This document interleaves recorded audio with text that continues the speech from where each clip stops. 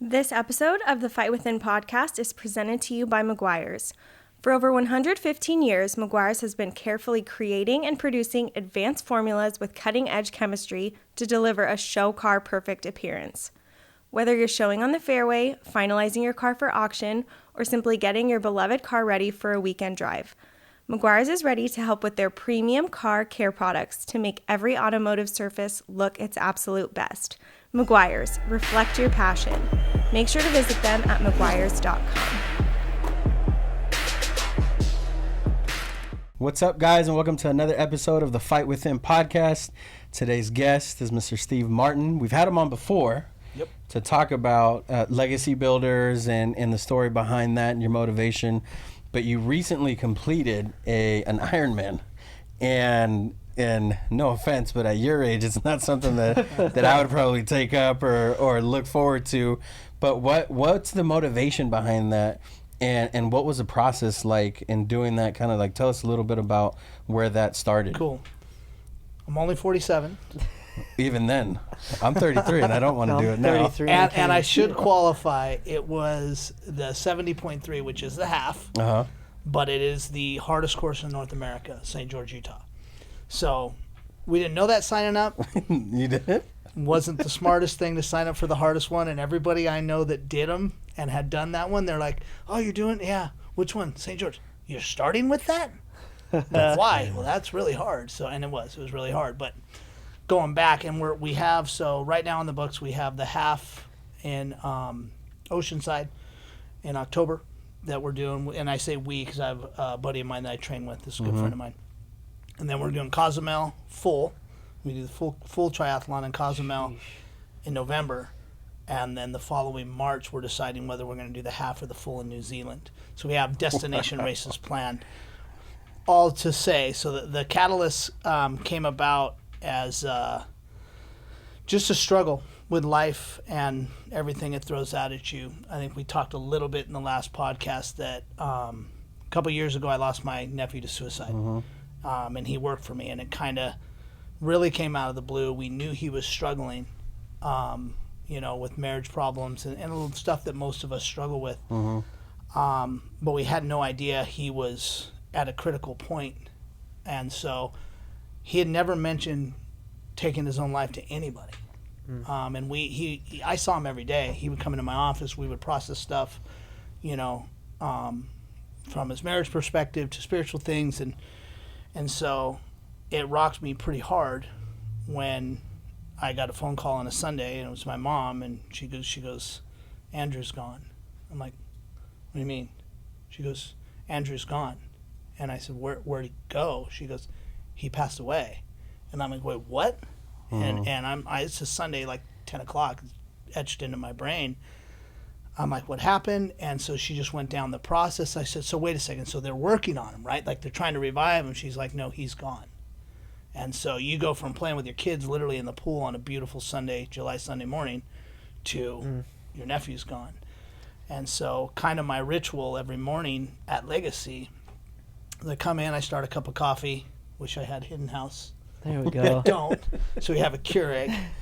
But I start my cup of coffee, and while it's brewing the cup of coffee, I do my rounds. And I come around and say good morning to everybody and, just check on everybody. We're really tight. And, Andrew's desk was always at a blind spot. I would come around and then the wall, and then I'd see him there. And he's a funny kid. We had a great relationship, and there's always some sort of smart-ass remarks back and forth. And so just walking through that, doing that walk every morning, not seeing him was weighing. And then there's the whys, why did he, all these questions that are totally unanswerable, and the blame, all those stages that you go through.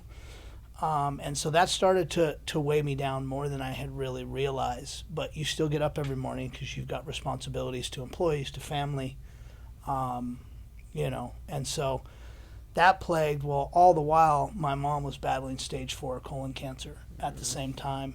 And my mom's literally the strongest person I've ever met. And she was battling pretty hardcore, and I'm super close to my mom. And because of I have the benefit of owning a business with really good people. Yeah. I was able to be there a lot for her. If she was in the hospital, I was there with her, my mom and my dad. And Dad, go back to the hotel, you know, because she did all her stuff at Hogue, and they live in Temecula.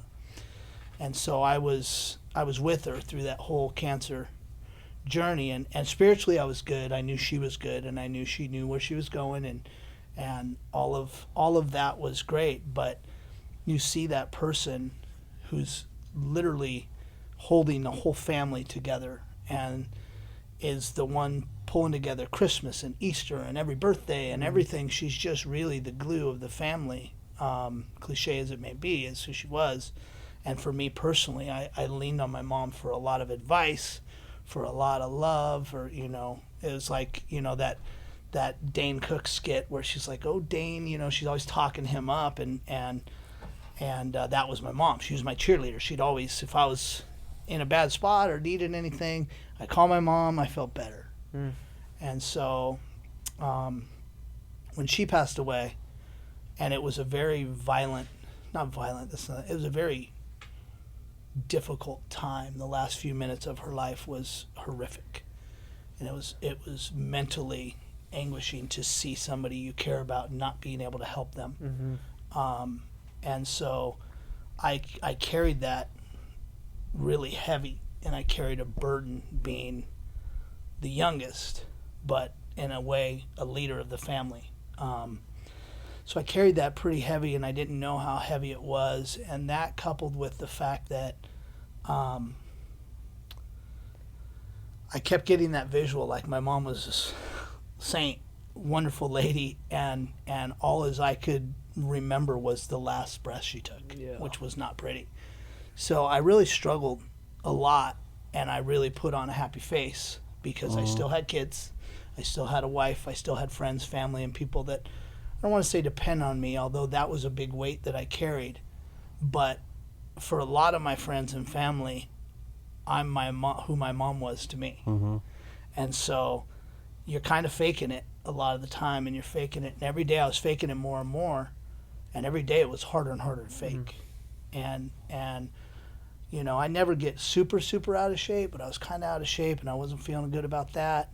And we started in, you know, basically coming into the pandemic, and a friend of mine challenged me to come out better at the end, no matter how long it's going to come out better at the end. Right? We're all in lockdown, come out better at the end. And I started thinking, all right, yeah, that's what I'm going to do. So I reached out to Mark Munoz, reached out to my buddy Kenny, my business partner Joe, and I said, hey, I can't do this anymore. I can't do this life anymore. I'm going to get up every day.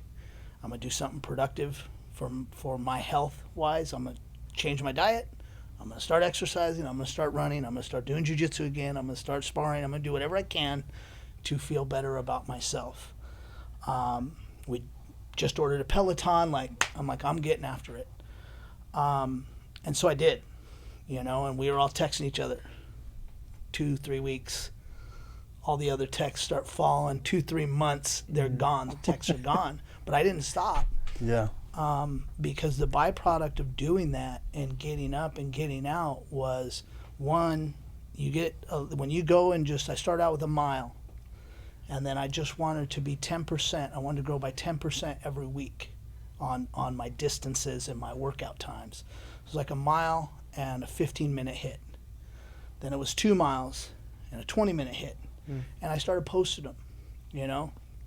And it was part of the posting was to keep myself accountable, so that, you know, I knew to post. And then when I post, you know, you get that, okay, who looked? Yeah. Right? That self-serving, who hit me up? Yeah. But then I realized that post was my accountability far more than the group that was falling off.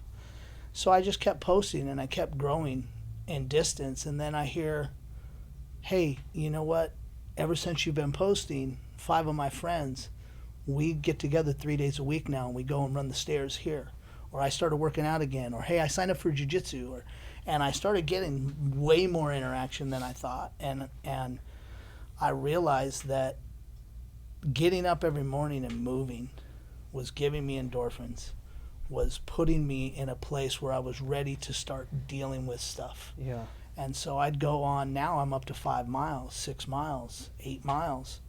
It's a lot of time. And, you know, being fortunate enough to live in Dana Point, a minute from the beach. I mean, you guys come to the house and go to the beach. It's such a blessing. I run out my front door and I'm running down the beach, running through the hills, running by beautiful golf courses. And you get ingrained in that, and you get time. You know, you don't want to think about how tired you are, how hard this is.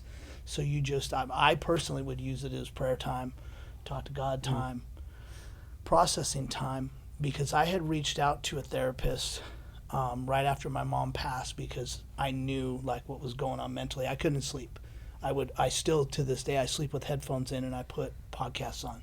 I put videos of just anything spiritual, Hillsong, you know, or Bethel music, and I just go to sleep. And I literally have the earpods. When that set runs out, I wake up and I put another set in. And it's just to keep my mind from going to those dark places of my mom and my nephew. And the dark side of it was, you know, the last moments of their life, what was going on in both of them. And I couldn't get out of it. So I went to a therapist, and the therapist was like, okay, you need to find a happy place. And I'm like, okay, what's my happy place? And I realized, and it just sounds like really bad, but I didn't have a happy place. My happy place was literally processing things with my mom. So she's like, well, we're going to start picking at some of this stuff, and sometimes it gets super intense, and you need to be able to like find a center for yourself where you'll tell me about it and I'll walk you back into that place. I didn't have it. And so she goes, well, you need to think about that before we go any further in this process. So what I thought was going to be my healing through therapy wasn't an option at the time. And I realized, wait a second, I'm doing a lot of this work while I'm exercising. Yeah. And I was starting to wake up with being a better father, better husband, better boss. And I'm like, okay, this is when I literally committed to myself, this is part of your life, because you don't have the depression. And it's not that I had I want to check out. I never had suicidal thoughts or anything like that. So for people that do love me, that are watching this, I never went there. Yeah. It was never a thought. And it's mainly because I have so many, I have a lot of blessings, and I have that. One of my blessings is I'm able to see the blessings that I have. And even with my mom, you know, she died when I was 45 years old. And I look at however many people, one, their mom wasn't very good as it was. They lost them early on. My mom got to see all my kids, got to see my wedding, got to see my graduation, got to see me grow businesses, got to see a lot of joy. So I have that stuff. So I never really thought about that. And the second thing is, I do believe God has a purpose for my life, and when that's done, I'll go home. You know, I'm not worried about that. So my depression was just, I was hurting inside. I was crying inside. I was wrestling with a lot of stuff inside, and I couldn't not wrestle with it. So I was exhausted. I wasn't sleeping well. I wasn't engaged in life like I wanted to be. And so the exercise was the catalyst. It really brought me into a place where I'm like, man, I'm starting to feel like myself again. I feel like I have energy. I feel like I can engage with my kids. I can engage with my wife.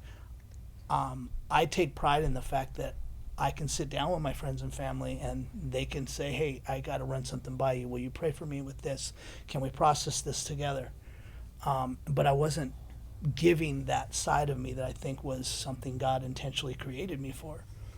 And I lost that, and I didn't like it. And so all of that, getting back this long-winded answer of what the catalyst of the Ironman was, well, one of my buddies, my good friend Donnie, that I did the Ironman with, he said, I've been thinking about doing a triathlon. And he was training on the Peloton and running, and I said, yeah, let's do it. And so he started swimming, and we talked about it for like 2 weeks, and then he's like, hey, dude, I signed up for St. George. Are you going to sign up? And I'm like, yeah, I'll sign up. Yeah, I was committed. I just didn't know to what. Yeah. And he signed up for it. So technically, I blame you, Donnie, for picking St. George. It was time frame, right? It was like, well, it's in May, so that gives us 5 months from now to train. And I'm like, yeah, Coach Cal, he can train us. Like, he can give us a program. Let's do it. And so he goes like, all right, sign up. So I like waited a couple of days, like, you sign up yet? Because their spots are closing fast. I'm like, no, all right, I'll go. So I signed up, and it's expensive. It's like $600-700 to sign up. Yeah. So I sign up, and then now it's real. Now it's like, okay, we got to get moving now. So we go see, I call Coach Cal. I said, Coach Cal, I committed to a half Ironman. And he goes, okay, which one? I said, it's in St. George, Utah. He goes, oh, wow. I'm like, what do you mean? He goes, have you researched the course? I'm like, no. He goes, yeah, it's the hardest course in North America. The water's cold, hilly bike, hilly run. I'm like, cool. Yeah, great. So we from that point forward, we went and saw Coach Cal. And Coach Cal put us on a training program, put us on a diet program, and we got after it. And so we trained. Sometimes our training schedule would be 10 hours. Sometimes it'd be 14, 16 hours coming into race day. I started out being horrible at swimming. Yeah. Still horrible at swimming. Swimming's hard. Dude. Swimming is a beast, and people don't know it until you've done some laps. I believe there's two types of athletes. One that works on land and one works in the water. I'm good at almost everything on the land. Yeah. Like, I can play basketball pretty good. I'm good at baseball. I'm good at football. Good at soccer. Good at volleyball. Good as in, like, I can. You can go I play. do all right. Yeah. I am a horrible surfer, even though I love it and I get in the water all the time. I was terrible at water polo. I was okay at water skiing, but like, I body surf and everything, but I look at like some people just jump in the water and paddle stand up and they're like, Yeah. And some people like my buddy Donnie, he's a little dolphin, man. He hadn't swam in years. He just gets in and he's like, Yeah, we're doing the same workout and he's 8 minutes ahead of me. Swimming's hard. It's hard. I couldn't do it. Yeah. You could do it. You have buoyancy. Yeah. I'll just float. And that's what I learned too, right?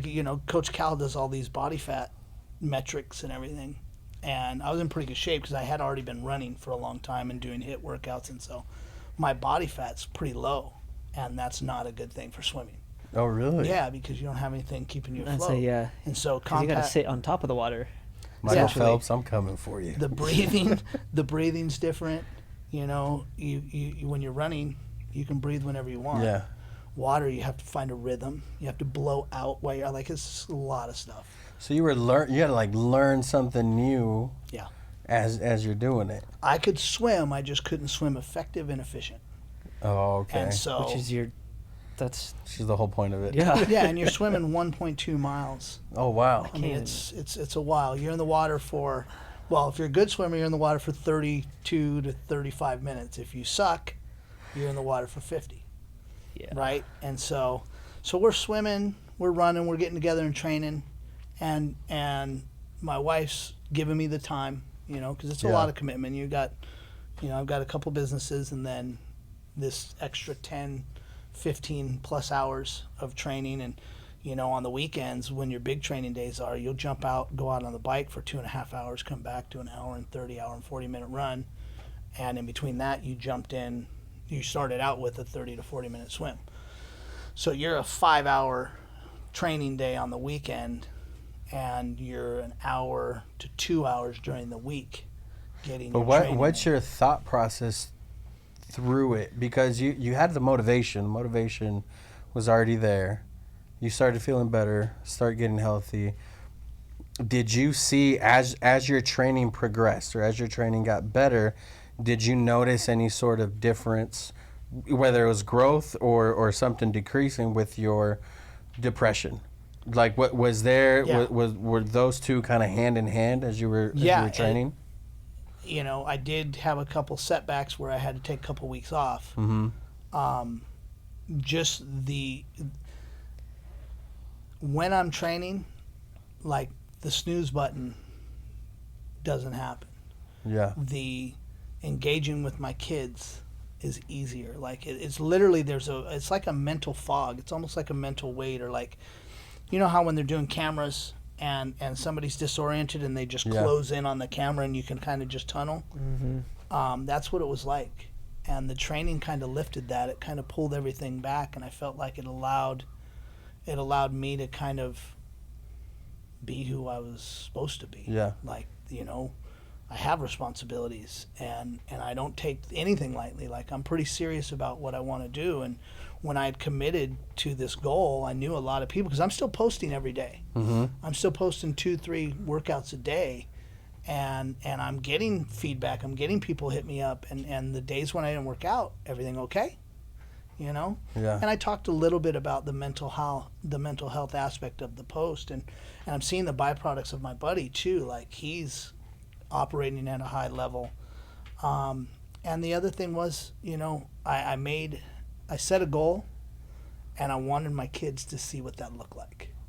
Like, here's the goal I set. I want to do this race, and here's what it's going to take. Like, there's only 1% of the people do this.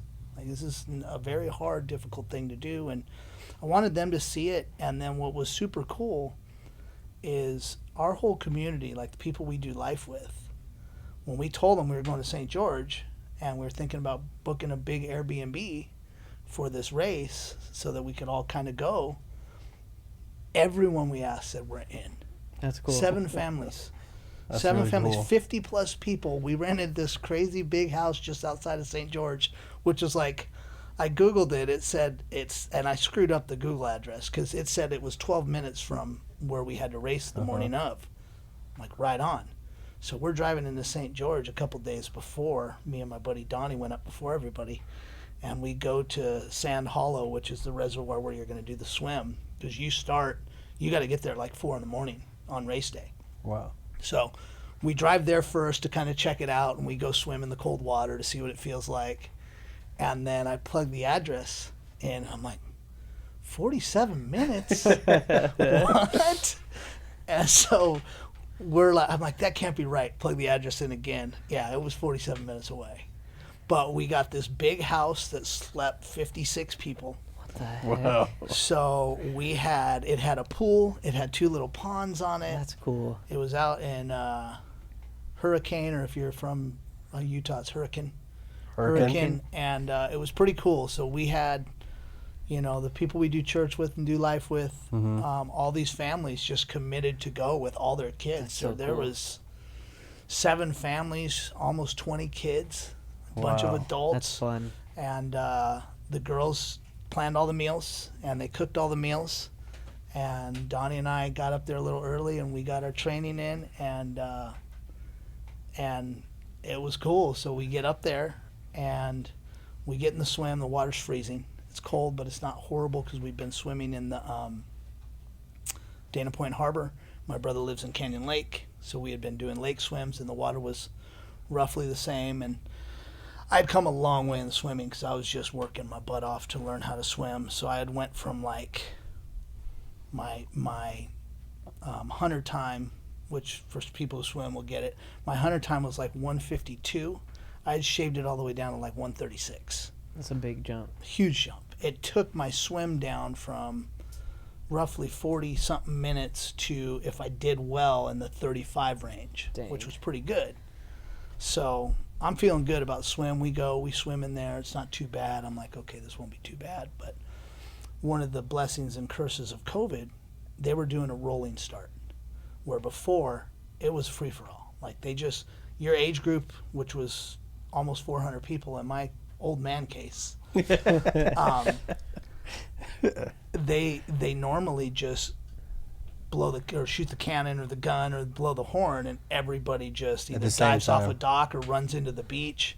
You're getting stepped on, kicked, pushed, and then on top of that, you're trying to calm down and get your breath to swim, because being athletes, when you don't warm up and fill your lungs up and let them come back down, if you just go right out, you crash. Yeah. So the blessing was you don't have to deal with that chaos. But how many people were in the group? Like, since you did the rollout? It was a rolling start, so it was cool. They basically had big signs up, like if you ever run a marathon, where they have pacers. Yeah. So they had these big signs up, and you go to the group of what swim time you thought you were going to be in. So we thought our range was 32 to 38. That's where both Donnie and I thought we'd be. But the main difference was you didn't get to warm up. So you're going in cold. You're standing in line for 45 minutes to an hour. It's 6:30 in the morning. We had been there for an hour or so, checked in.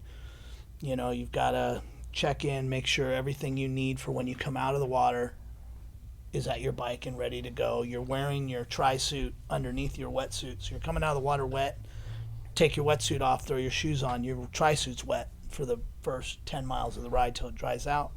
So you're doing all that, getting situated. It's our first one, so we've got a lot of anxiety, and we're looking at our checklist to make sure we've got everything right, and do we have our nutrition, and everything's good to go. Then you just go stand in this big line that just kind of serpentines back towards the starting point. And the faster swimmers are going out, but they're sending you out at 4 at a time every 4 or 5 seconds. It's just a horn, and then you dive in and swim, dive in and swim. So we're going, and we're in the line together, and then somehow my line went a little faster than Donnie's. And so I went out a little before him, and I'm swimming. I get about 600 yards in, and I just can't catch my breath. I can't catch my breath.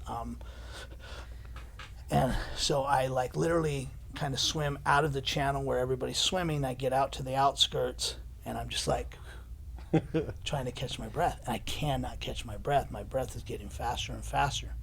So I'm like, okay. I get on my back, and I'm like float kicking, like backstroking. Start to feel a little better. Turn over. I start swimming. I take a big breath, water. Suck in a huge gulp of water. So I'm like, all right, just keep your head, and just keep swimming. Well, that messed up my breathing, and now I'm starting to panic. Now I'm starting to almost hyperventilate. And I'm thinking, man, I'm all this 4 minutes preparation in. Okay, this can't happen. So I'm like, all right, I know enough about heart rates and everything. I'm like, your heart rate's skyrocketed right now. You've got to get it down. It's really hard to get your heart rate down treading water and stuff. So. And you're trying to process all this while you're in the water. Yep. And I'm like, okay, and I'm so prideful. I'm thinking, man, my time's shot, right? And so I finally just say, okay, bite the bullet on time, swim over, and I grab onto a paddleboarder because they have paddleboarders, jet skis, kayaks along the way. For this instance, they actually ended up losing. Somebody died in the swim in St. George. On your race? Or? On our race, yeah. Oh, wow. I don't know the surroundings of it, heart attack or drowning or whatever. Somebody did die in the swim. But they did a good job. Is there a signal like to where you can like tap? Yeah, you just throw your hands up. But what I found out was with this dry start, there's a lot of people that needed help. And I don't have a marker. I don't know if that's normal in triathlon for people to start fanning out. So at one point, you know, I was going to swim to this board. Well, there were already 2 people going to that one. So I'm like, okay, I'll go to the next guy. He's good. So I get out there, and, you know, I'm hanging on the board, and the guy's like, going, you know where you are? Like wondering if I'm like really messed up. I'm like, yeah, I'm at St. George, and I'm kind of pissed at myself right now. And so I'm just waiting. I don't know. I have no idea. I'm not even looking at my watch, even though I have a set. And so hanging on, I finally get my heart rate down. I'm like, all right, let's go. So I start going, get about 200 yards in. I swallow water again, and then I panicked again. So this one's worse now. Because now I'm like halfway. I'm just about to turn the first buoy. You go one buoy, and then you come all the way back from where you started. And so I'm like, no, I'm not letting this happen. So I keep going. Well, then now, because I waited, now it's all slower swimmers.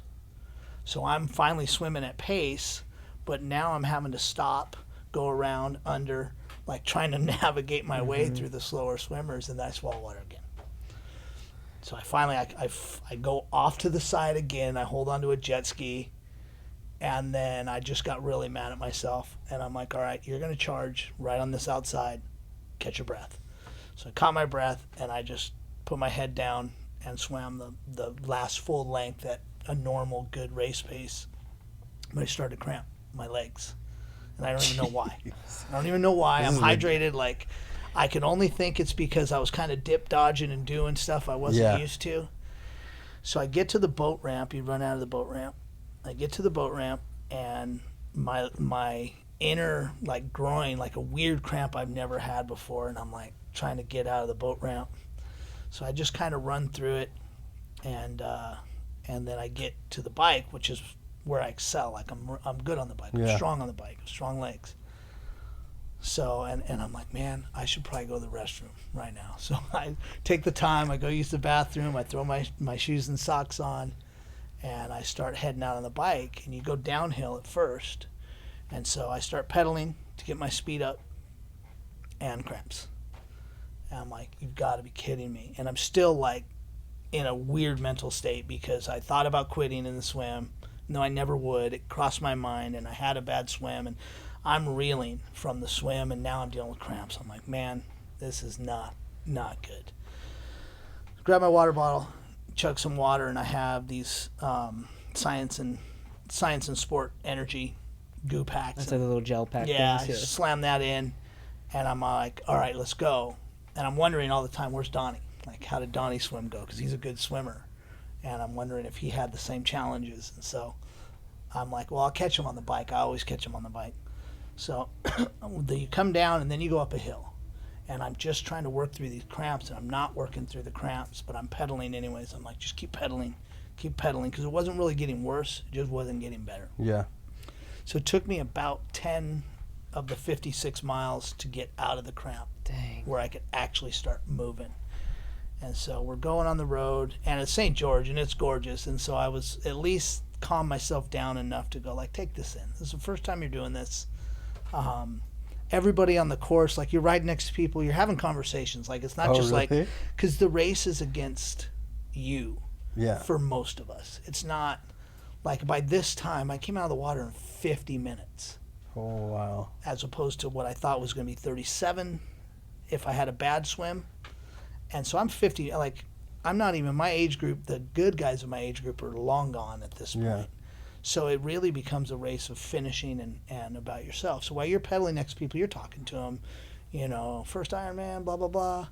So I'm finally in a place where I'm cranking along, and we're coming back towards where we did the swim. We went in this big loop, and you have to kind of head up this hill. And I think it's like a 4-mile turnaround. Well, as I'm just turning to go up, my buddy Donnie's coming out. And I'm like, dude, he's so far ahead of me right now. And so I muscle up, and I just put my head down. I start grinding. And the bike it's brutal. Like, it's hill after hill after hill. But the good thing is I do hills pretty well. Yeah. So I'm grinding, and all the while I'm thinking Coach Cal's telling me, hey, don't leave it all on the bike or you'll never get through the run. Yeah. So getting there, and we come to this about 40 miles in or so. You come to the bottom of what they call Snow Canyon. Snow Canyon's a 7-mile climb. Oof. And it's a beast. On the bike? Yeah, it's a beast. It sounds and fun. Right coming into Snow Canyon, I finally caught my buddy Donnie. Oh, really? Yeah, and I'm like, you good? He's like, yeah, you good? I'm like, yeah. So at this point now, by mile 30, I started getting 2 cramps in my lower back, right? And so 30 miles. Yeah, you're laid in. They call it arrow position. So on the top of your handlebars is a set of forearm pads, and then 2 handlebars. So you're hunched over the whole time. So my back's spasming now, and so the goal is when you're arrow, it's the least amount of energy. You want to spend the least amount of energy on that bike, right? Drag and everything. I mean, I shaved my legs for this because it said it'd save me 5 minutes. Dang. Against my wife's will. And so I'm trying to alleviate drag, but my back is like just spasming. So I'm literally got my hands on my forearms, and I'm sitting straight up. I look goofy, and I'm pedaling, but I'm pedaling this hill, and I'm blowing by people because my legs still felt pretty good. Yeah. So I'm like standing straight up, and I'm just like. And how are your cramps now at this Cramps point? are pretty much gone. They're gone. They're doing really. I'm feeling better. My legs are a little tired. I'm not really that winded because I didn't work all that hard on the swim. I didn't exert a lot of energy. I just exerted a lot of panic. Mm-hmm. So I'm going up through the ride, and I start Snow Canyon, and right at the very end, it just goes like, it's a pretty gradual, and then it just goes whoop. And it was a grind, dude. That was probably one of the hardest things I've ever done. Was just head down, pain, all body wants to shut down, pain. You can see the top, but it's like you're literally pedaling forever to get there. You're not going anywhere. Like you feel like it's like that never-ending hallway. You're like, dude, I haven't even moved. So I'm looking at my watch. I'm like, okay, don't look up. Don't look up for 30 seconds. And you're pedaling. I'm thinking that's got to be 30 seconds. Like 7 seconds. I'm like, dude. So just cranking, and there's people now are clicking out of their pedals, walking up their bike. There's people sitting on the side, like throwing up. Like it was gnarly. And I'm like, I told myself, you're not slowing down. Like this is the pace you're keeping. Till you get to the top, get it done. And so I'm just grinding straight up and down. Then you get up to the very top, and then the next 6 miles is all downhill back into town. And so how good did that feel? Dude, it was so fun. It was so fun because we had gotten, when we decided to do this, I decided to spend some money on a pretty good bike. Uh-huh. So there's all these different bikes. You can spend $20,000+ on these private bikes. It's insane. There's a company out of Germany called Canyon Bikes, and they're direct to consumer. So they cut out the bike shop. They're a non-bike shop model. You have to order direct. So you give up a little bit of fit, but you get a top-of-the-line bike. So I'm on my lowest gear, and I'm cranking on this downhill. And I'm checking my bike computer. I'm 47, 48 miles an hour. Sheesh. Bullet. And then I stop pedaling and just let it go. And I'm blowing by people that are in full pedal on just not as good a bikes. Yeah. Like that bike performed. Blow down. And so I come into town, and it's a big deal. Like, it's a huge deal. St. George shuts down for this event. Oh, wow. And there's thousands of volunteers. It's an Ironman sanctioned and branded event. So That's cool. I mean, it's got the big things Yeah. you're running through, and you're coming into town, and the whole course, in a lot of places where there is people, there's people like squirting you with hoses to cool you down. There's kids cheering you on with signs. You're riding through neighborhoods, and people are like, let's go. And it was just super fun, that part of it. But when you come into town, it's thousands of people lining the streets. That's so cool. And they're cheering everybody on as you go by. And so I come in. Well, mind you, we've got 30, almost 40, maybe even 40. I don't even remember. 40, 50, ton of people. So I'm looking for everybody. And so as I finally come into like the main town, coming right into where you're going to transition off the bike, I see my buddy Dan and his wife and his kid, and the look on their face, dude, they're like, yeah. Like there was just jubilation. And I'm like, okay, energy, boom, let's go. Yeah. So I start cranking, and then I see my son, my nephew, and my buddy Donnie, who's doing the race with me. I see them, and they're like, yeah. And they start running to try to get to where I'm going to transition. Yeah. And then right as I get to like the finish line of the bike, which I almost crashed on, because you have to stop and dismount before a line or you get penalized. And so I was like so excited because I saw everybody. I wasn't paying attention. I came right to the line. I like slammed on my brakes, almost went over the bars. Like That'd sketchy. Funny, you got those plastic pedals, so Yeah. I'm just like the dog on linoleum. It was pretty funny. And so, but then as I came in, it was everyone. Like it was all the rest of the people. My wife, my daughter, my other two boys, my two brother-in-laws, their wives, a whole nother family of 6. So and cool. then all of Donnie's family and his sister-in-law. Like we had so many people go, it was insane. And they're just like, they're blown away. Like they're so happy to see us come in, or I came in before Donnie. And so I'm like running, you get off the bike and then you run your bike, you hang it up and then you get on the run. Well, I'm like, dude, I want to at least remember this time. So I went over to the side and I got, a hug and a kiss from all my family. I'm like, okay, I'm ready to go now. Those are the energy that you must have gotten from that. Let's go. And my legs were tired from the bike ride because it was 3 hours. I mean, it's 3 hours on the bike. And it should have been about 2:45. But I that 10 miles hurt me a lot. And maybe even next time I'm shooting for 2:30, which is a whole nother story. Yeah. But so I shoe up, get going, goo up, and I start running. Well, you come out of what they call transition 2, transition 1 being swim to bike, and then bike to run. So I come out of transition, and it's 3.5 miles uphill. And so I'm running uphill. I feel pretty good.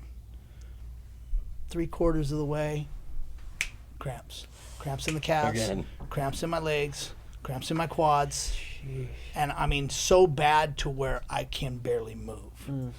And I'm like, and the cool thing about the run, and it's about 90 degrees right now. By that time, it's like 90 degrees. That's so not it's fun. you're sweating up a storm. They have aid stations every mile, so you can get. I mean, the aid stations were crazy. There were pizza. They had Coke, Red Bull, watermelon, Carbs and grapes. sugar. Yeah, right. Because your glycol Yeah. now you're just burning. You're the quickest way to feed your body energy, Yep. sugar. So I was blown away by that. Like I did not expect that at all to see like Coca-Cola and Red Bull at the stations. I'm like that seems so counterproductive to extreme running. And so I'm cramping and I'm like halfway between. It's probably a little. I think it was like 4.5 miles in. So I'd already finished the hill and it was a little bit of a flat, but I just couldn't move. Like my legs had stopped. And I'm sitting there and I'm trying to stretch, and as I try to stretch the left leg, the right leg cramps worse, vice versa. And so literally I'm sitting there and I'm like, I'm thinking this is it. I'm not gonna make it. I'm not gonna finish at this point. And some random dude just comes by me and he puts his arm around me and he's like, hey bro, I won't cuss on the thing, but he goes, it's not gonna get any effing better. You need to suck this S up and effing move. Let's go. We're going to make it to there. Let's go. And so I just bit You don't down. know this dude. No, I don't know this dude. Like I said, it's not a race against the other guy. It's a Yeah. race against yourself. So the camaraderie and the amount of encouragement and the small little bonds you form in that 200 yards you run with the guy, or for that one was about a half mile, ended up being probably 2 miles. He's just like, let's go, dude. Quitting's not an option, which it really wasn't. I was never gonna quit. Yeah. But I was physically at the point where I was contemplating, like, can I go? And so my whole philosophy at that point was run to the aid stations, walk the aid stations, pump as much Gatorade as you can. I'd rather deal with the side cramp than the leg cramps. Yeah. So as I'm going, then I'm going again, and then my shoelace comes undone. And so I'm like, all right, cool. So I stop and I go to tie my shoelace. Hamstring cramp from hell. Wham! I'm so stuck, dude. I can't move. I can't straighten. It is painful. Like I'm tears. It hurts Really? so bad. I can't move. And I'm like hobbling. And some random chick running by. You okay? Okay. I'm like, well, I'm trying to tie my shoe and I cramped up. She's like, I'll tie your shoe. Some chick just tied my shoe. Wow. And then I'm stretching, and then I keep going. And this was happening all over the course. Like, you have people helping each other. Like, the spirit of the triathlon was amazing. The emotion, like every emotion you could think of. So, probably like 5-6 miles in, I'm just pounding Gatorade, and it's all hills. Like, dude, the whole race was hills. You get up to the top of the hill, you're thinking, okay, I'm good. And I should go back and say the only thing we didn't scout was the run course. We scouted all of the bike and we knew what the swim was, but we never scouted the run. I'm kind of bummed because it was mentally screwing myself, because you get to the top of a hill, you think you're done, and you run 200 yards just to go up a bigger hill. So I'm like, oh man, this is insane. And so then by that time I had got to a point where I couldn't really run the hills anymore. I had to walk the hills, and I had to walk them fast. And so I'm walking the hills fast. We good? Yeah, keep going. And so I'm walking the hills, and then I'm aid station Gatorade, and the cramps are starting to dissipate.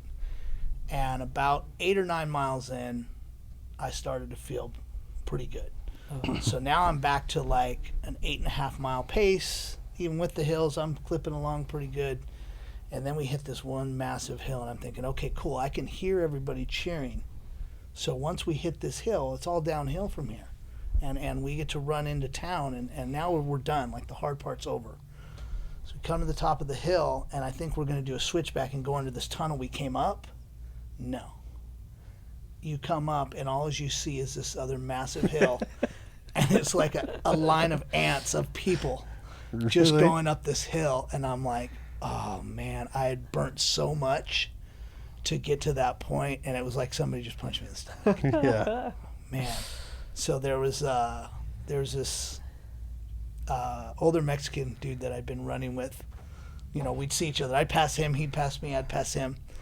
And I don't know how he knew, but like I came up to the top of that hill and he came up and I'd slowed down a little bit and he goes, "Chingale, cabrón, let's go, we're almost done." And he smacked me on the butt and he's like, "Let's go." And so we ran the hill. I just ran the hill, got to the top of the hill, and then it was downhill. It was a gradual downhill, that same hill that you started out up. Uh-huh. So coming down and I'm running. Now I'm feeling good. I'm hearing people. Cramps are gone. I just started trucking. I think I finished the last 2 or 3 miles in like sub 8 miles. I was booking. And so as I come in, same thing, because you come in right along, the bikes on one side of the street and the runners are on the other of the same lanes, and then they merge at the very end. And so I'm coming in running, and then I start to see all the friends and family, and I know like that it's crazy emotional because you've been through so much on that course. Like just everything that I went through, it was just emotionally draining, physically draining. And then as you're running like that last mile or two, I wasn't really all that tired because now I'm starting to, it's like a rewind of everything it took to get there. And the, you know, there were times Donnie and I, we got up at like 4:30 in the morning. We went out to my brother's house. We jumped in a lake at 6:30. It was 43 degrees out and 51 in the lake. You know, that was the commitment that we had put in the months to get there. So that starts replaying in your head. Oh, yeah. Like, okay, I'm going to finish this thing. And then you see your kids. And then your kids are like, and then you see your wife. And then you see all these people that came out. And they had gets me a little emotional. They had made these shirts. They took the Ironman logo and they put Stoney Margeson because it's Donnie Magnuson and Steve Martin. Yeah. So we are Team Stoney Margeson. And so everybody's wearing their shirts. You come in and then you get like I'm in almost a full sprint. Yeah. Oh yeah. Feeling Jacked it, right? up, yeah. And you cross the finish line and it's just this huge emotional like release. And it was true for almost everybody. Some people just sobbed. This one dude was a crack up. If you can find it on Facebook, he did like a different dance for about 100 yards. Like he did the Roger Rabbit, he did the Cabbage Patch, he did the WAP, like all the way down. He like zipped open his shirt and just went crazy. It was hilarious. But as you're coming across, like I got across, and it's a great thing. But then you're isolated. Then you go to get your medal. You're kind of by yourself in a sense. And then as I'm like just collecting myself, I look up. That Mexican dude was coming across, and he sees me. He just starts booking at me, and he crosses the finish line. He grabs me like we've been friends for 30 years, and he grabs me. He gives me a big hug. And he picks me up. He's like, "We did it, Calderon. We did it!" And then he takes me over, and his family's over there. He's like, "This is my daughter. This is my." You know, and he's like, "This is my friend." He doesn't even know my name, but we like spent a good portion of that thing together. And so, you get done, you get your medal, and then you kind of just sit back. And I was waiting for Donnie. I'm like, okay, where's Donnie coming in? You have the little race tracker, and we're like, okay, he's coming along, and then he comes across, and you relive all the emotion, and then you get to at the end of it, everything starts to tighten up, and you're like barely walking. You got to go get your bike. Then we had to drive another 45 minutes. But you're just sitting there reflecting on that journey. Like there's something very spiritual about it. And I told everybody, they're like, okay, so did you ever think of quitting? Yeah, I did. I wasn't going to let my kids see that for one. And I wasn't going to, it was either I was going to medically be rendered incapable and like told you cannot go, which would have taken a lot, or I was going to have to like pass out or something. I was going to figure it out. And the thing is, you also have a time frame to make it in. So you have to do it in a certain time or it just doesn't count. Oh, really? But a lot of people come in after the time. They still finished in their minds. And so that was one of the questions I got a lot was, did you ever think you were going to not finish? And yes, I did. The other thing was, what was the hardest part of it? The swim for me was hard because it was scary. And that's the other thing that comes into your mind. Like, dude, this water's 40 feet deep right here. There's 3,000 people in the water. Yeah. If something goes, I mean, I'm in a wetsuit that's somewhat buoyant, but who knows, right? That crept into my brain like you could die right now, and which wasn't a good thought to have. So that was the hardest part for me. Dealing with the cramps was super hard. But one of the things I didn't expect, dude, it was so fun. It was the most fun I've had in my life. You can see it right in the beginning of the episode. The joy, dude. It was so that cool. that in the expressions you have is like you can see that you enjoyed it. So fun. But it's crazy because people talk like BMXers, MMA fighters, Ironman, triathletes, whatever.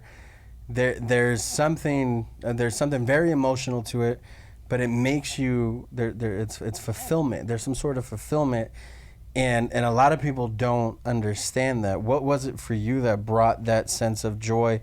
Is it just because it can't just be, I set out to do something and I did it, because it's much more than that. Especially the motivation for you, and where that kind of came from. What is it for you? It's a good question. I think proving to myself that I could, for sure. I'm hard on myself. Yeah. Proving to myself, and my goal was to be under 7 hours, and I was 6:41. So that's the Nice. kind of vanity side, right? But I think a lot of it was, when I would come home from the workouts, my kids would look at me, man, Dad, you're sweaty. Look at you. What did you do? And I said, I've got a goal. Like there's no shortcuts on your goals, guys. It's hard work. Mm-hmm. It's tough. And so that carried a lot of weight for me, was being able to finish with grace in front of my kids. Yeah. My wife said, I didn't doubt you for a second. It's like, she's like, I knew you were That's going to awesome. do it. Yeah. But my kids are young. They don't know what that looks like. And having old school parents that we worked. It's just what we did. And I learned a lot about accountability. I just told my oldest son, he called me, Anthony, he shortly before the triathlon, he says, hey, will you hold me accountable to working out? And I said, if you can't hold yourself accountable, what makes you think I can hold you accountable? Right? And that was the thing for me through this whole journey of the mental health side of it was, you have you and you have God. Mm. That's the only people that you can't expect to let you down. We're fallible human beings. As much as you love your friends and as much as you love your family, you will let them down 100%. So God will never leave you nor forsake you, or he may not give you what you want, but he's not letting you down. Mm-hmm. Yeah. And so I kind of learned that through that journey, and that was at the end of it for me is, listen, you're accountable to you. You are responsible for pulling yourself out. All of the people around you, like, praise God that he gives you community and fellowship, but you can choose to not engage in fellowship. You can choose to isolate yourself from people. Yeah. And so you have to die to self, and sometimes dying to self is holding yourself accountable to doing the day-to-days and making yourself do what you need to do. Yeah. And I just made that commitment. It was really a big commitment to say, I'm not going to live life like this anymore. I have to get better. I have to lose weight. I have to get back in shape. I have to be a better father. I have to be a better husband. I have to be a better boss. And so that was kind of the spiritual byproduct, was the fact that part of it, above and beyond finishing, was wildly successful when I set that goal and achieved it. And it all came full circle. you know, and it also, the emotional side for me was also the first thing I would do in competitions when I was done. My mom was there and my dad was there. Well, my dad couldn't be at the triathlon. He had a super serious heart appointment because he's got heart issues now. So we're dealing with, you know, worried about my dad now. Or I would call my mom. And over the last several years, I have picked up my phone to dial my mom to remember her. She's not going to answer. Mm-hmm. And so that was emotional. That was my first big life event that she wasn't at. And she wasn't the first person I talked to afterwards. So I don't think before that process where I was could have dealt with it. Yeah. In a good manner, in a happy manner, Yeah. in a way to know that she was still there. So I think that's something that I love that you shared, because there's like such a bad stigma with mental health, right? Like I've had the stigma before, you know, like with the military and people saying you have PTSD and all that, and I'm like, you're stupid, you don't know what you're talking about.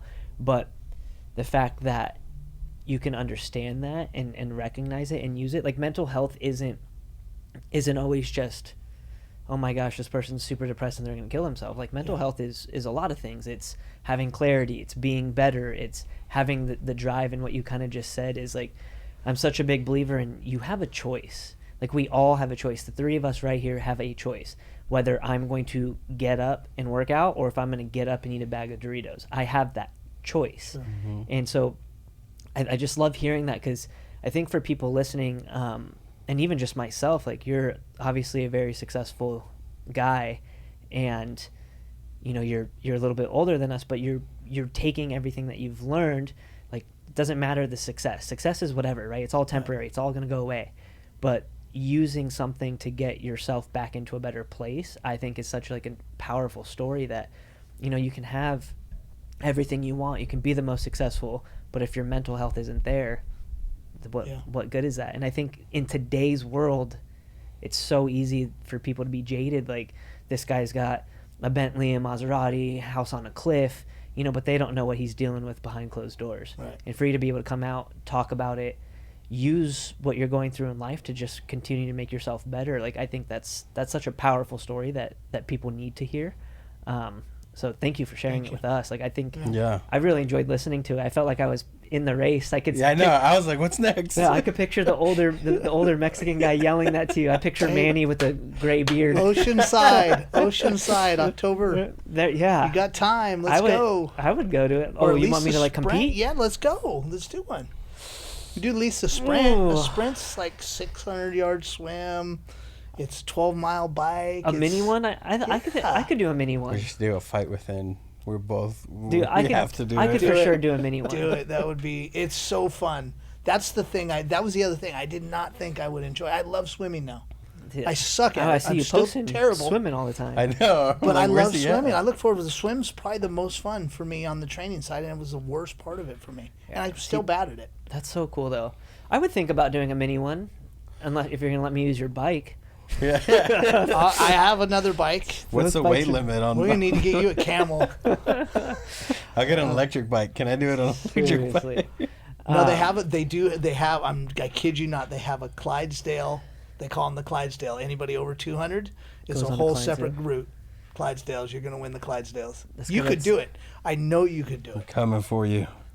Yeah. No. I appreciate just you coming in here and opening up about it, man. It's because I think it's a lot of people talk about the person that, you know, committed the suicide and what his life must have been like and what happened. They're always trying to figure that part out, or the death, but they never talk about the way it affects the other person. Yeah, the people they leave behind. Yeah. A lot of the I don't want to say attention. It sounds bad, but I guess a lot of the focus is always on that individual.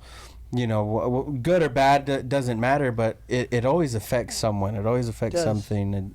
And there's I think the other side of the story is super important, because I have friends that I've been there with, that I've been, like I have a good friend of mine that, you know, praise God, that the gun jammed. You know, very close to me. I mean, one of my best friends that I love dearly, and you know, understanding and walking him through that, I have probably 3 friends that have been right on the cusp, and I mean to a point where they stopped doing laundry but throwing clothes away because they didn't need them. Wow. You know, titles signed over to cars. Like, Yeah. it was the end for Like them. there. Yeah. And you know, praise God that nothing happened, but in sitting in that with them, it's such a whole level of desperation that I personally don't know, but in understanding the empathy side of that, which I think is good to tell that part of it, is it becomes a choice of, do I want to live in my misery? Probably 200 times what I was going through, but a misery of every day, maybe not being able to make that choice to get up and exercise because you're so chemically jacked you can't do it. Mm-hmm. So every day for you is the worst nightmare you could possibly imagine, and you're hanging on in your nightmare every day so that the people around you don't have to live that nightmare. Yeah. And so when I learn, and I have so many people that I love that have been in that desperation place, and they've been able to paint the picture for me. Thank God that had happened before my nephew, because I would have a whole different view of what he left behind. And I'm still pissed about it. He left behind a daughter and a wife and all of us and all of those things. But I think the other side that I think gets lost that people say is, well, it's selfish. Yeah, in a way it is. But I think it's also selfish for me, if it's my friend or my family member, to expect them to live a nightmare so that I feel better about myself. Certainly when I'm not engaging in their life. Yeah. And so the lesson I've learned through all of that is be intentional with the people you love, especially when they give you those little channels of struggle. Someone tells me you're struggling and you say, I'll pray for you. Actually, That's great. Tell me you're going to pray for them, but it's not even the prayer. It's, hey, bro, how are you doing? I've been thinking about you. Yeah. Touch them. Reach out. Let them know, because what happens is those people go through this crazy desperation of not wanting to live in that existence anymore, and honestly believing nobody cares, because we get so stuck in our tunnel of our life. And there are people out there, and it's not that you beat yourself up for it if you have that history where you think, man, I should text that guy back, but we do have the opportunity to just engage and know when a friend reaches out, just because you were there in that 5 minutes for them, it's the next year. Yeah. It's the next, when they don't have the strength to reach out, when you do, and you call them and you text them, you say, hey, bro, you're on my mind, or hey, I want to follow up after last week. How's everything going? Or hit them up the next day. Be intentional with that time when you know people are struggling, because a lot of the times that is everything for them, because after a while it just becomes not worth it. Why am I sheltering them from missing me if I don't feel like they want to see me now anyways? That's true. So I wanted to end on that, because I've walked through some deep, dark places with some friends, and praise God, the 3 that come to mind right now are kicking butt, like kicking life's ass. Which That's is a good. great way to look at it, because I think I'm one of those people that would say it's selfish and necessarily wouldn't have thought of it in a different perspective like that. Yeah. So that's good. Yeah, seeing both sides of it. Yeah. It's been I tough. love it. Man. You got anything else? Oh, tell us about your newest venture before we... Yes. So we have Project Social in Dana Point Tap House. We just revamped the menu, which is super cool. We've got a lot of new cool stuff, some new good wraps, brisket grilled cheese with beer barbecue sauce. Brisket. Ooh. You had me at brisket. It's so good. And so our chef there is Georgia, Louisiana. So Straight Southern style. just killing it. Our grits, ridiculously good on the weekends. But then we have Rad Brat. Rad Brat was born actually backwards. The original concept for us was to do a brewery concert venue. Okay. And so it was all supposed to go together. The restaurant was supposed to be kind of bratwurst focused, because we have a small emphasis on lagers for the beer. So we did Rad Brat first, but we finally just opened up last month. We opened up a Rad Beer in Anaheim, 1301 South Lewis Street in Anaheim. And it's not far from the stadium. Mm-hmm. It's not far from the arena. I say I'm there Tuesday and Fridays when I play hockey. There you go. And it's right by downtown Disney. Yep. So the beer's ridiculous. And I say that as, I mean, I own 2 tap houses, so I don't take beer lightly. We lucked into our brewer, but our brewer has worked for, and in lead positions too, not just little guys down the chain, but Stone, Angel City, Bottle Logic, Helmsman, and he was in the process of opening his own brewery, and we all found each other. His name's Dylan Mobley. He trained in Germany. He was a home brewer. He went to Germany and trained, and really, I mean, he's won a ton of awards for other people. Yeah. So now he's brewing his beer, which is fantastic. Our lagers are good. Our hazies are ridiculous. Our double IPA is dangerous because it drinks like it's 4% and it's 9.5. We just did 2 new brews right now that are, it's called Mango Talk, so it's a mango infused IPA. Okay. And the other one is called Strawberry Lemon Haze. That's funny. So it's flying like we're gonna be tapping kegs. I think our last 2 kegs like now. That's cool. So Gotta go check it out. come check it out. We got food trucks right now. We're working on getting a rad beer and kitchen food truck. Okay. So you'll be able to get Nice. food there. We're working on right now probably doing Tuesdays and Thursdays or Tuesday, Wednesday cornhole league. Oh, cool. So we've got a perfect alley for cornhole, and people have requested it.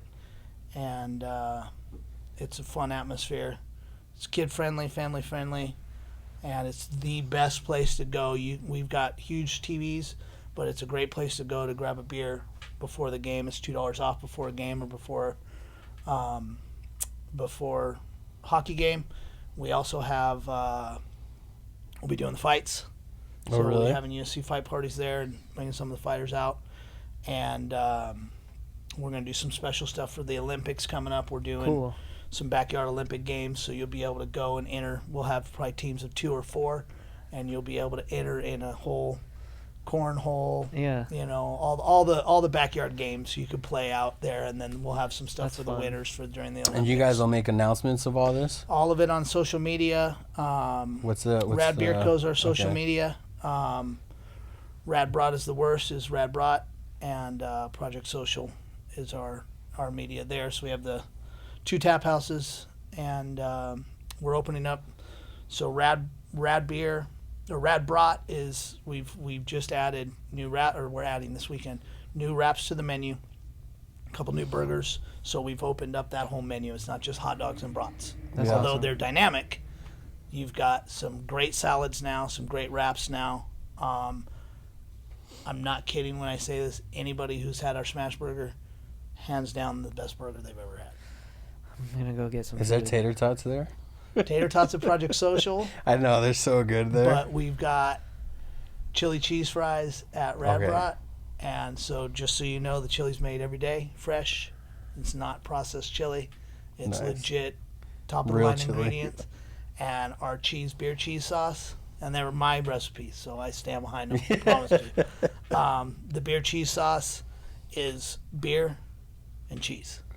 Okay. It's like Velveeta. You're going to think you're eating Velveeta. It's melty like, but it's literally Monterey Jack and cheddar cheese, garlic powder, garlic salt, and a little bit of cayenne And some beer. and some beer. And I'm not kidding you. So people go, no, this is processed. This is like nacho cheese at Stadium. It's not. This is pure cheese, beer. That's it. The ingredients I said, that's it. That's awesome. That's good stuff. Awesome. Well, man, like always, I appreciate your time. Likewise. Appreciate you being here. Thank you for doing Yeah, this. thank Ben, you. it's been a pleasure hosting another episode. It's great, my man. Remember, guys, that everything was impossible until someone did it. So, guys, remember to like, share, and subscribe to our channel. You can find us on YouTube at youtube.com/The Fight Within Podcast. Find us on all audio platforms, including Apple Podcasts, Spotify, Stitcher, iHeartRadio, anywhere you guys like to listen to it. Thank you so much for your support. Thank you for continuing to listen to it and watch it. We can see the growth on our analytics, and just want to thank you guys for supporting us. This episode of the podcast is brought to you by Kingdom Nutrition. Make sure you guys go and visit their site over at kingdomnutrition.com and enter promo code MFW10 to get 10% off your next purchase. Kingdom Nutrition carries the best sports supplements on the market. They manufacture and curate their own line of supplements with the highest quality ingredients, including a lean protein, weight gainer protein, pre-workout, BCAAs, and an array of other products. They've recently created the world's first vegan chickpea protein, and it tastes amazing. I'm a big dude. I like food, and I like chocolate. So when they told me it comes in chocolate and vanilla, I got really happy. But if you're a workout enthusiast and you want to change up your diet, change up your protein, go check out their vanilla chickpea protein. It mixes well with anything. It'll blend great with a smoothie. So to get your hands on any of these products, just make sure and go visit kingdomnutrition.com. Remember to enter promo code MFW10 and get 10% off your next purchase. Let's go.